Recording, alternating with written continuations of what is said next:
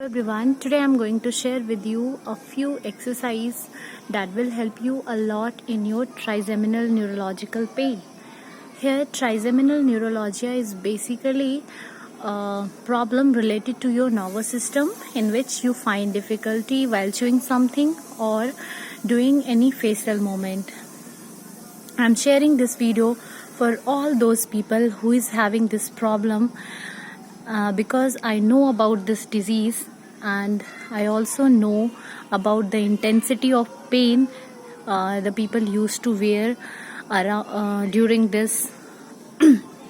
So these are the few exercises that will help you a lot, that will give you a quick relief from your pain. So you can follow these exercises and can get a good benefit from this. So the first exercise is this. You can move your jaw like this. You can move your jaw like this for 15 to 16 times in a day, and it will help you a lot because this movement gives relaxation to your muscles around your facial area, around this portion, and around this portion as well. And the next one is this. You can open your mouth like this.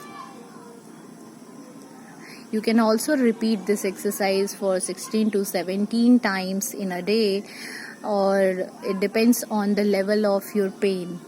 So you may do it for 3 to 4 times, 5 to 6 times. It will give you a quick relaxation, a quick relief from your pain.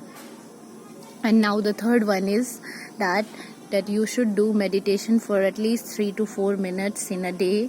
You can also do Omkar Gunjan, or you can chant Om for 15 to 16 times in a day.